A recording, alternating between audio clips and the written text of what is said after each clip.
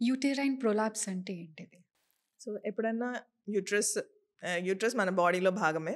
So weakness వచ్చినప్పుడు యూట్రస్కి కూడా కొన్ని లిగమెంట్స్ అనేటివి ఉంటాయి అన్నమాట. సో వాటిని పట్టుకొని ఇలా వేలాడదీసే యాంకర్స్ ఉంటాయి.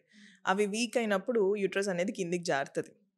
సో యూట్రస్ ఒకటి తీసేస్తే అయిపోతుంది కదా, యూట్రైన్ ప్రొలాప్స్ రాకుండా ఉంటుంది. ఆ! సో దిస్ ఈజ్ అంటుంటారు వన్ గదా! ఐడియా ఆ! కదా. ఆ! ఆ!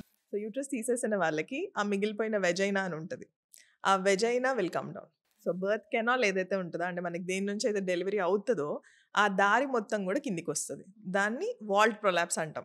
సో యూట్రస్ తీసినా ఉంచినా మన బాడీ తత్వాన్ని బట్టి కిందికి దిగడం అనేది ఉంటుంది. హుహు. సో జస్ట్ యూట్రస్ తీసేస్తే మనకి ఫర్దర్గా ప్రాబ్లమ్స్ రావు, ప్రొలాప్స్ అవ్వదు అనుకునేది అబద్ధం అండి. అసలు ఏం డెలివరీస్ కాకుండా కూడా కొంతమందికి యూట్రైన్ ప్రొలాప్స్ ఉంటుంది. హ్మ్. అసలు ప్రెగ్నెన్సీ అయి ఉండదు, పెళ్ళి కూడా అయి ఉండదు.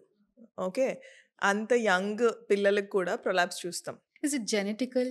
Yes, there are few genetic situations where prolapse can come. So జెనెటిక్గా మనకు కొన్ని కనెక్టివ్ టిష్యూ డిసార్డర్స్ అని ఉంటాయి అన్నమాట. అలా ఉన్న వాళ్ళకి ఈ ప్రొలాప్స్ జరగచ్చు. సో తర్వాత ఫర్దర్గా మేము ప్రెగ్నెన్సీ ప్లాన్ చేసుకోవాలంటే మరి ఎట్లా అంటే, ఒకప్పుడు ఇంకా గర్భసంచి తీసేయడమే ఆప్షన్ ఉండేది. ఇప్పుడు అలా కాదు.